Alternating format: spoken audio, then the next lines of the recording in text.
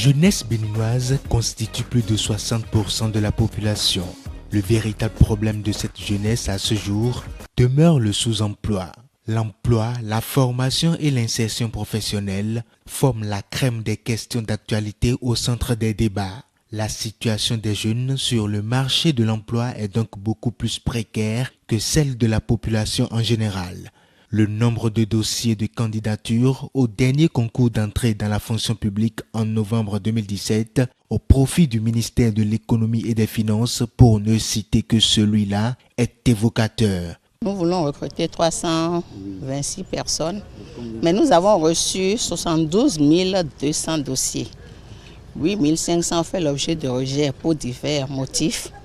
Donc, nous serons en train de composer actuellement dans 15 centres que nous avons ouverts 63 700 personnes. C'est dans un tel environnement souillé de cette triste réalité que le Bénin s'est engagé en signant en novembre 2016 à Antananarivo un accord cadre pour bénéficier de l'appui de l'Organisation internationale de la francophonie afin de dynamiser le secteur de l'emploi des jeunes et des femmes. Sur le terrain, l'engagement et la détermination du ministère de l'Industrie, du Commerce et de l'Artisanat est très perceptible. L'enjeu est de taille. Il faut susciter et accompagner la jeunesse, fer de lance de tout développement dans l'entrepreneuriat. Ce qui a donné lieu au lancement officiel du projet de promotion de l'emploi par l'entrepreneuriat des jeunes et des femmes. Le programme que nous lançons ce jour, lundi 18 septembre 2017, vise la mise en place d'un dispositif de financement adapté aux micro, petites et moyennes entreprises. Ce dispositif a été rendu possible grâce à une mission de démarrage qui a été conduite par l'OIF même au mois de juin l'année dernière pour identifier donc les points sur lesquels l'appui serait pertinent. C'est dans ce sens que l'accès au financement a été retenu comme point crucial. L'accès au marché également a été retenu comme point crucial à travers les questions de normes et de qualité. Il y a une étude qui a été diligentée, qui a déjà rendu ses travaux sur le dispositif global de financement. Quelle est l'offre aujourd'hui de financement pour ces secteurs d'activité? Et le ministre a demandé des études complémentaires pour aller de façon précise comprendre quels sont les besoins effectifs au niveau de chaque maillon des chaînes de valeur et pouvoir discuter avec les banquiers pour identifier les solutions de financement précises qu'il faut mettre en face de ces besoins. Sous la houlette du ministre Lazare Serruito, des études ont été commanditées à l'effet de l'identification des problèmes liés à la mise en œuvre des projets portés par les entrepreneurs. Non seulement les taux d'intérêt ne sont pas très adaptés à nos activités, pourtant on a accepté.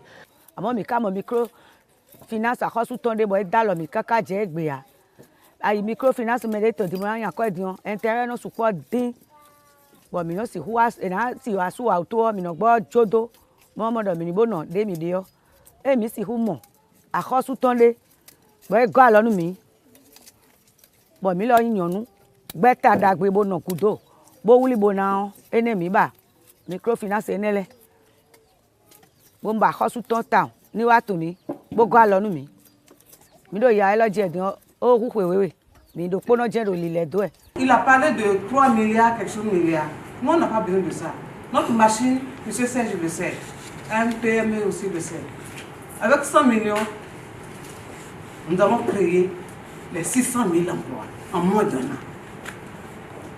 Et qui donc, pour ce délai-là, on n'a même pas besoin de parler de délai.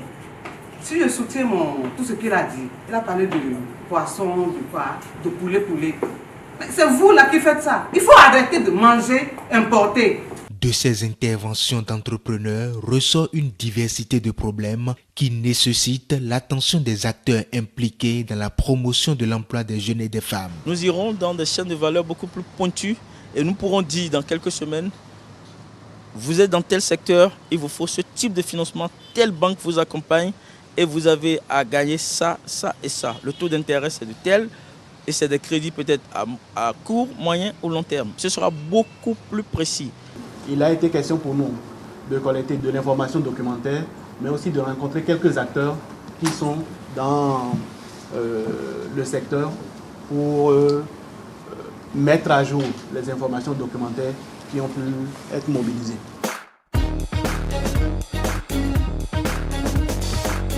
Dans la filière avicole, en prenant par exemple la filière du poulet chair, nous avons montré les retours sur investissement assez importants et conséquents. Donc c'est un secteur que la banque devrait normalement financer.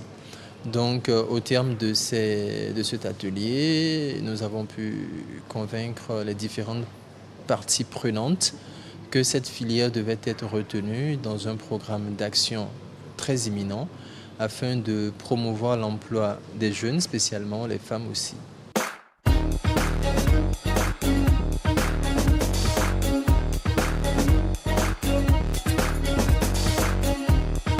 Au Bénin, le marché de l'économie numérique est pris à tort comme un secteur se cantonnant uniquement au commerce en ligne, ce qui est totalement faux. Grâce à l'appui de l'OIF, le mécanisme de financement adapté à chacune des études présentées sera élaboré et mis en œuvre. Mais il va falloir compter avec les structures d'accompagnement financier. Ce que nous on entend par PME, c'est l'ensemble des clients. On enlève les corporates, ce qu'on appelle les grosses entreprises, on enlève les particuliers et tout le reste on considère que c'est PME. Il faut que l'État sache clairement qu'est-ce qu'il attend des banques. Maintenant, je crois que ce créneau permettra aussi aux banques de dire nous avons besoin de telle chose auprès de l'État pour pouvoir avancer. Et là, on pourra s'entendre et mettre les choses à plat.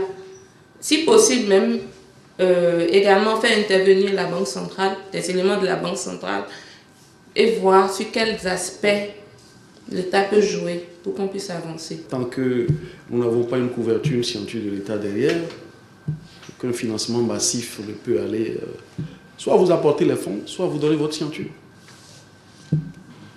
C'est aussi cru que ça, mais toute autre chose en dehors de ça, ce sera des services non financiers, des conseils, des encadrements qu'il faut, je pense. Pour ces institutions financières des petites et moyennes entreprises, leurs contributions ne feront pas défaut. La seule inquiétude est la question de la garantie. S'en sont suivies les interventions des structures d'accompagnement non financiers. Il s'agira par exemple de pouvoir compter sur la garantie de l'État en couverture de financement spécifique des filières sensibles. Chaque PME a ses spécificités. Vous prenez les producteurs de maïs, de manioc, il y a un temps pour commencer les préparations de terre, tout ça. C'est-à-dire un temps pour engager des dépenses et un temps pour obtenir les récoltes. C'est-à-dire que les gens, il faut que les financements soient adaptés. Une chose est désormais certaine, l'État assume son rôle régalien aux bénéficiaires de savoir saisir l'opportunité. Cela passe par la connaissance de la kyrielle de formules d'accompagnement des structures telles que le FNPEJ et la NPME. Avec mon collègue le DGAN PME, nous avons prévu de nous voir pour savoir comment organiser plus de synergie entre les deux institutions. Bien d'autres assises sont organisées dans le but de voir un jour matérialiser les inlassables efforts des acteurs de la promotion de l'emploi des jeunes, notamment les autorités gouvernementales. On est sûr qu'aujourd'hui, avec ce financement adapté que nous allons éclaircir, ce sera très facile de financer n'importe quelle activité, n'importe quelle entreprise, et il n'y aura pas d'impayés, ou alors très peu. J'étais convaincu personnellement que le Bénin a besoin de se réorganiser dans tous les secteurs. J'en suis encore davantage convaincu que la tâche fondamentale, c'est l'organisation. Je voudrais remercier les fonds, les banques, que ce soit des fonds d'État, les banques privées ou autres. J'avais eu l'inquiétude que vous ne fussiez pas là tout le temps. Mais vous êtes là, je constate, et très actif.